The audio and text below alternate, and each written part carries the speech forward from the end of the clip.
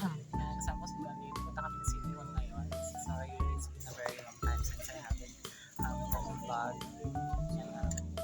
Papaliwanag ko na mamaya kung bakit hindi ako nakapag-vlog.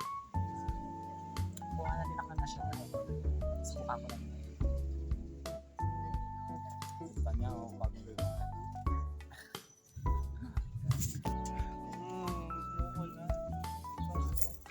Dito ka. Ay, naku, Ay, tako, kaya di ko marinig. Mag-coping mechanism.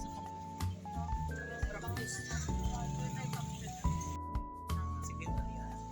Kuha na ni John yung national ID niya.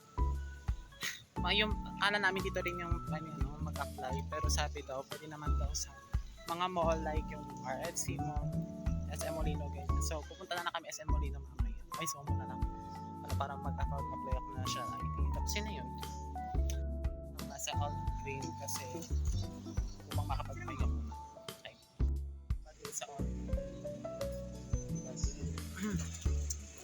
tambay muna. Dito na kami. Paano pagkain din daw din guys? 200 lahat. Ito lang nabili namin tag 84. dito. Tag 82 pala sa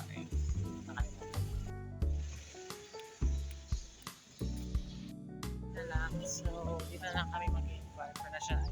Kung wala, baka bukas na lang. Sana bukas pa. Tapos bato pa naman.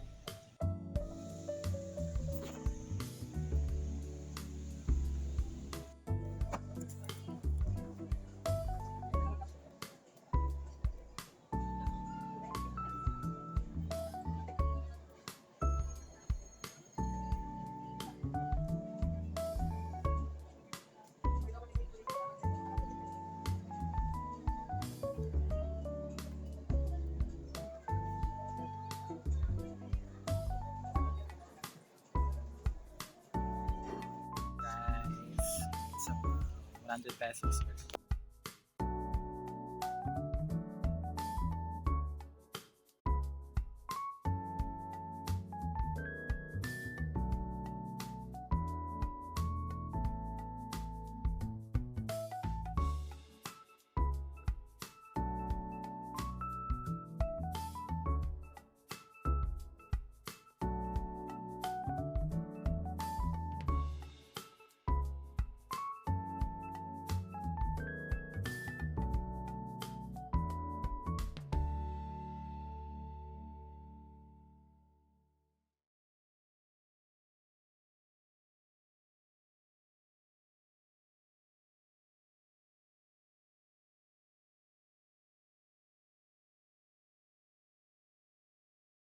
Na namin ng RFC and then tapos na nakapag na ako register for national ID. I'm very thankful kay Johnny kasi samahan niya ako. Sinamahan ko din siya para kumuha ng national ID niya. So maswerte pa siya kasi pag-apply na siya 3 years ago and then kuha nila ngayon sa kanya.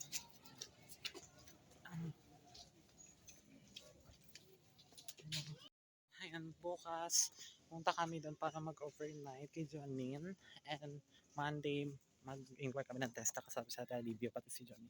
So, hinantay ko si Juliana ngayon. Kasi sabi niya sa akin, pag may dumaan ng bus, tapos nakasakay na siya dito na sasakay ng bus. Sabihan na lang ako, punta kami ngayon kay Johnny para mag-overnight na for the last time na kasi by next week may busy na ako. So, and yeah, dahil ko na lang yung bus na dumating kasi bus na natin ako sa nakabad na ako baka dumaan kita pa kami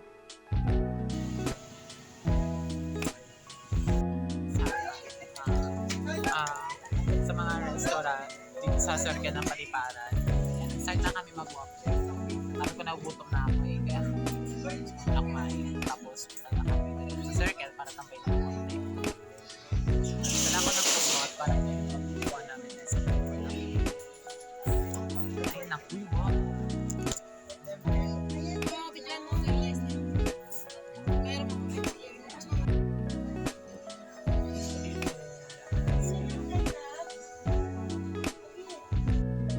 Another ko is cheeseburger.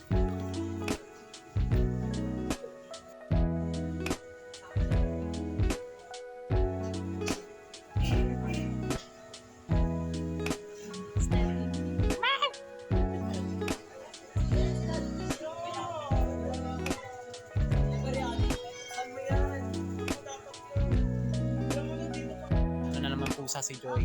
Ayan, nakakita ng pusa. Wala na mag-aalaga dyan. Kaya hayaan mo na lang po siya dito. Oo. Good trip na natin.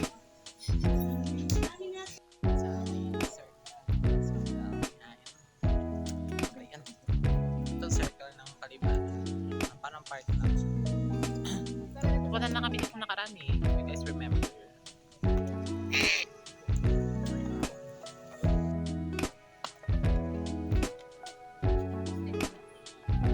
Yan is speaking. Lalaro sila for today's video. Kami nung nakaraan eh. Ngayon sila naman.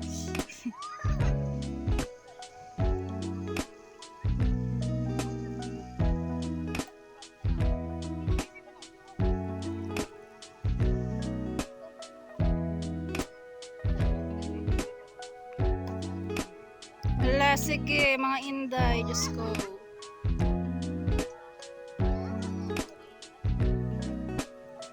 Sayaw.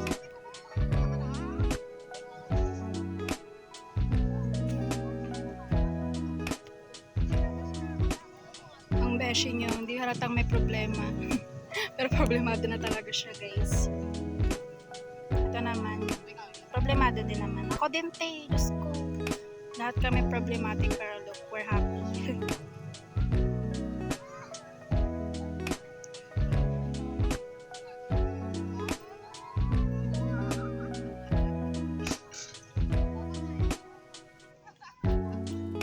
Parang bata lang. Pa siya iiyak.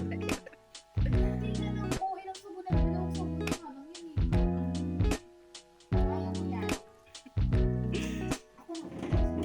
Hindi na ako na! Lang ko kasi kumain ng parang madali.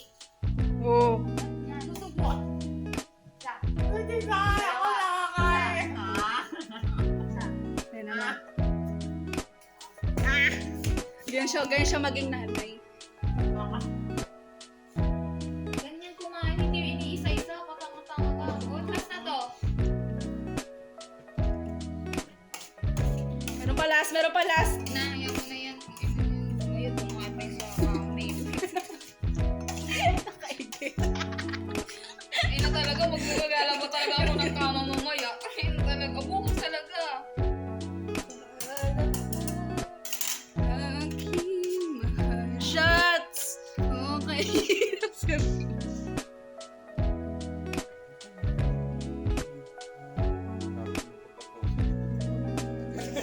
Nag-stop. God.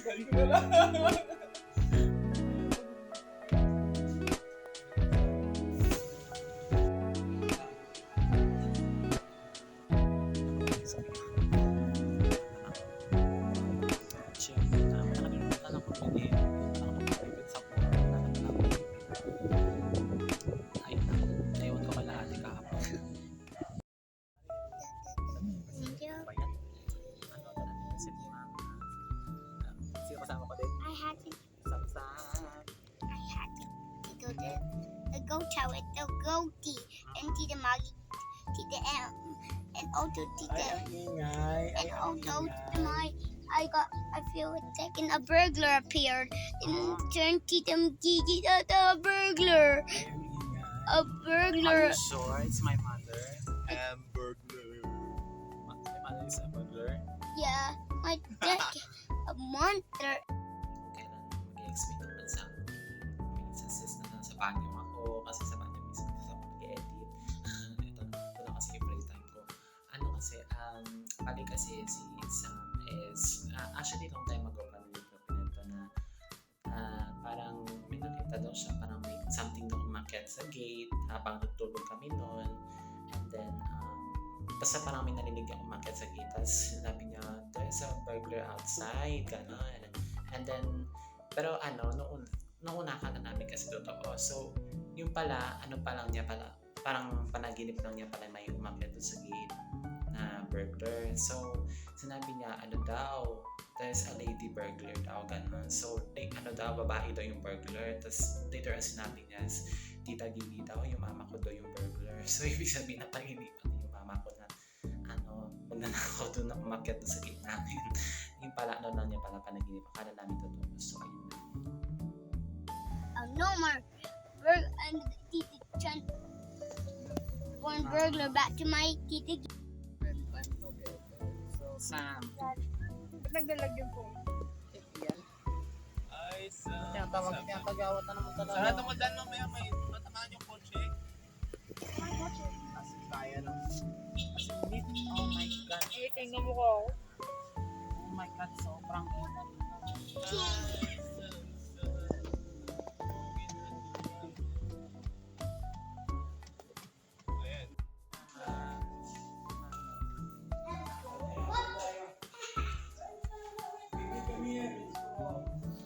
Isa kami guys. Sila dito sa right now. Napabadibol sila.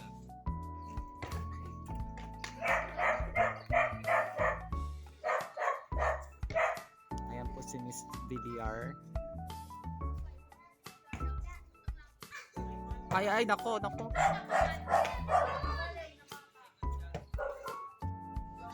kami sa Lutrihan.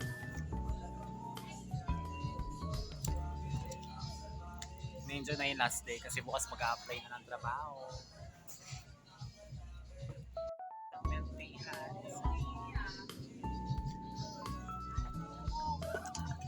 Joke lang kasi hindi kasi sama sila.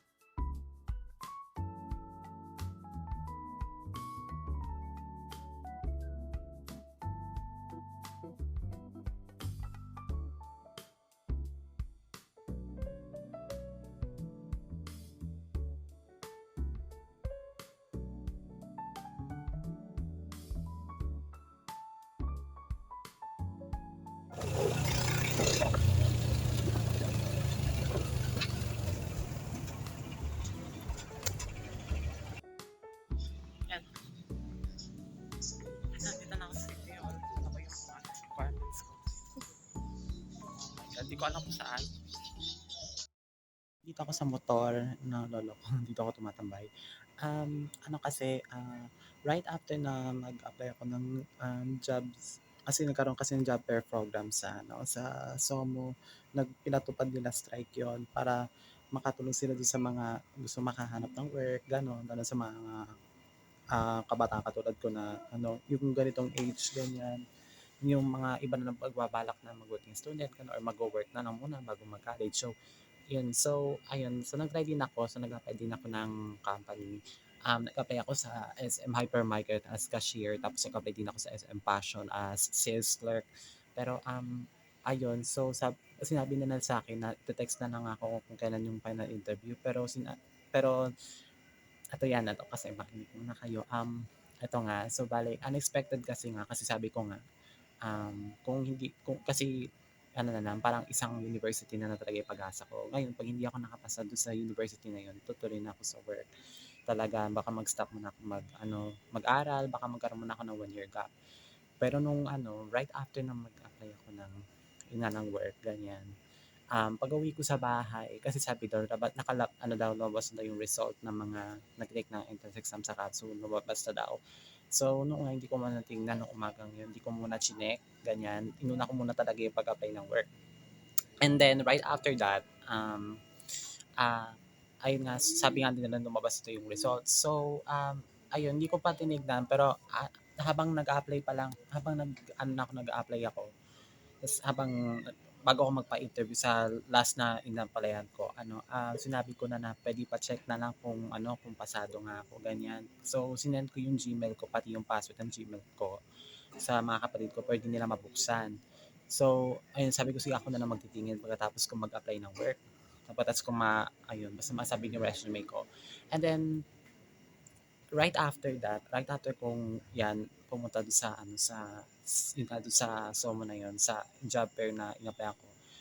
Pag-uwi ko ng bahay, tas ayun, sinabi ko lahat yung kung ano yung mga, naganap, ano yung balita doon sa pag-apply ko, ganyan, ano yung mga posibleng gagawin, ganyan, chinis ko sa mga kapatid ko, ganyan. And then, sabi ng kapatid ko, ni Elisa, sabi niya, naisip niya na, sabi niya, nakita mo na ba yung result mo sa CABSO? Di ba, sabi mo ngayon yung labas niyo, June 20 kasi daw yung labas ng result.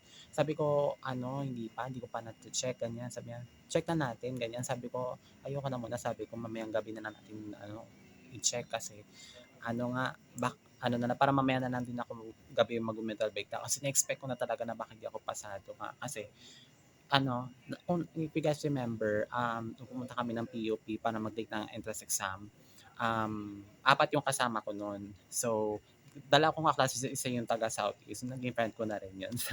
To make the long story short.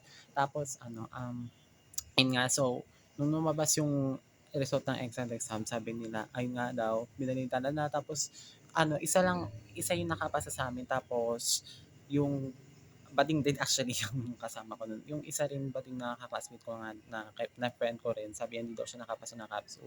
So, ina-expect ko na baka hindi na rin ako pasa kasi nga, kung hindi siya pasado, baka hindi na rin ako nga, baka nga, malabo na rin. Kumbaga, automatically, hindi na rin ako pasado. Tapos, eto nga, parang nawalan na ako ng wala na ako ng pag-asa, parang nawalan na ako ng hope na, baka na makapasa ng CABSO. So, pinipilit talaga ako ng kapatid ko. Sabi ko, wait lang, mamayang gabi na lang. Kasi di pa nga ako, kumbaga, hindi pa ako ready tignan yung result. Tapos, pinipilit talaga ako ng kapatid ko. Sabi ko, sige na nga. Sabi niya, siya na lang daw mag-check. Yun na lang muna niya sasabihin sa akin. So, binigay ko sa kanya yung cellphone ko. Tapos, siya na nag-open sa website ng ABSO. Tapos, niya kung pasado ko. And then right after that, I think mga 10 minutes after, kasi kumain kasi ako, nagluto kasi siya ng sinigang, gano'n. Sinigang baboy niluto niya. Tapos, lumabas siya sa galing kwarto. Sabi niya sa akin, tapos parang dismayado yung mukha niya, gumagano siya, kumakamot yung ulo niya. Tapos sabi ko, di ako pasado no, sabi ko na ganyan, ganyan.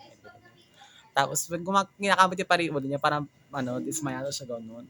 Tapos, right after that, at a few minutes, siguro mga 5 minutes after, sabi niya, tumawa siya, tapos sumapit siya sa akin, tapos sinawak niya kamay ko, sabi niya, pasado ka talaga, ganyan. So sabi ko, wait, ganyan. Wait, nagjo-joke ka lang ganyan, ganyan. Tapos tingnan ko yung cellphone ko.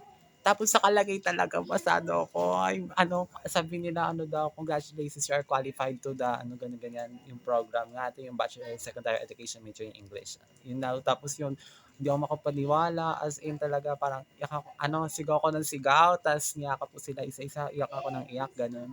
Tapos, ayun, natuwa si Papa, ganyan, sabi niya, congratulations daw, ganun. Tapos, sabi niya, sige, mag-order tayo ng cake, ganyan. Kahit 1,000 yung in-order namin cake, sabi niya, sige, okay lang, mag-gastos tayo ng malaki, okay lang, i-celebrate natin yung pagpasa ni Justin sa CABSO. So, yun, nag-order siya ng cake, tag 1K, tapos, nagbili pa ng ice cream, ganyan. So, yan. So, yan na, may kita nyo na next yan. Pagkatapos ito yung i-explain yung pangyayari. So, yan. Yan na yun.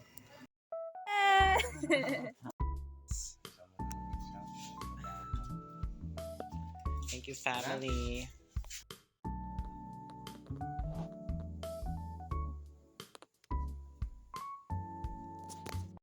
Gana ako. Sorry.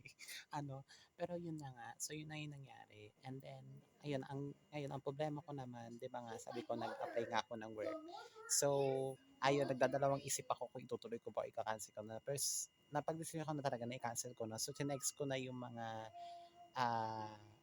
tinext ko na yung mga, tao na, na ina-applyan ko. Sabi ko, cancel ko na application. Sabi ko, tuloy na ako for college, ganyan. Pero, ewan ko, di ko pa alam. Di pa kasi sila nasagot. So, until na kinakabahan talaga ako, baka ituloy pa rin. Pero, kung kung tutuloy man talaga, tuloy na lang natin. Kasi, naman, sayang naman din. Kung baka pagbigyan ko na siguro ng ilang buwan. Tapos, pagka medyo nahihirapan ako, ganyan, doon na ako magre-resign. So yun na lang mangyayari ngayon. And ayun lang. So I cannot believe talaga nakapasa ako ng CAPSO kasi nga talaga in-expect ko talaga din na hindi na rin ako pasado ganyan. And then yun, pero wala na. Tapos yun, so naawala ako dun sa buddy ko kaibigan na hindi nakapasa, ganyan. Naawa talaga ako as in sabi niya, ayun nga, pero nagsasuggest naman sila ng universities, ganyan, na ano, pwede niya ma-applyan, pero private kasi, so di niya rin kaya kasi nga private, di niya rin afford. So, sabi niya, antayin na lang, at tsaka ano pa kasi siya minor, so mag-18 pa lang siya this year. Tapos sabi niya, no, antayin na lang daw niya mag-18, mag-work daw muna siya. So, yun na daw yung decision nila. So, bali, ano lang, sa aming apat, kaming tatlo lang yung nakapasa. Pero, ako kasi, ano lang, isang university lang yung napasa ko. Tapos, yung the rest nakapasa ng PUP, ay, nakapasa ng UP, tsaka ng CAPSU. Yung isa naman, halos lahat ng university napasa. So, ayun lang, I just felt very bad talaga. Pero buti na lang talaga, pinagbigyan ako ni Lord talaga na makapasa kahit isang university lang. And yung goal ko lang, ano ito pa, yung goal ko lang talaga na pasok ako na college na school. Yun talaga yung pumasa sa akin. Kaya nagpapasalamat talaga ako kay Lord talaga. As in hanggang ngayon pa rin kahit pero yun, hindi talaga ako makapaniwala. Gano'n. I'm so very thankful talaga, ganyan. And I hope na sana kayanin ko sa college. Gagaling ako talaga. Kakayanin ko sa college. So, pag-pray niyo ako guys. And then sana yung mga nangyari sa senior high, yun ang kasi yung pinakauna ko hiniling. So siguro, hindi, unahin na muna natin na sana makapasa, sana magapan ko, sana kayanin ko, tsaka malalagpasan ko yung mga hirap, ganyan. At tsaka, um, hard work na rin. So, sana ma-accomplish ko lahat yon. And second of all, ang pinag-wish na sana, yung mga nangyari no senior high school sa San Nicolas, wag na sana mangyari pa din sa college, and then alam ko na yung mga bagay na dapat gawin at dapat yung mga hindi gawin. So, ayun lang. Tsaka yung pakikipagkaibigan talaga. Sana, kung magkaroon ulit ako ng friends sa college, sana this time naman, di ba, maayos na. Alam mo yun kasi, if you guys, know my story, yung kung ikaw yung nanonood ng vlog ko talagang ever since nung grade 11 pa, you will guys, siguro know na kung ano nangyari yung mga nakaraan. Sana hindi na maulit ngayon this time. Sana maging okay na lahat. And ayun lang, yung pinag-pray ko lang yun kay lahat. Pero overall, nagpapasalamat talaga ako kay Lord, sa family ko never stop supporting me. Ayan, and ayun lang. So, yeah, this year has been wonderful naman. Pero this month lang talaga medyo itong ngayon dyan na to, napaka-hard na month for me kasi sobrang dami nangyari talaga. And actually, yung meron pa ako hindi nasabi sa inyo kasi nga, actually, habang ng time na nandun kami kila Johnny, may nangyaring hindi maganda.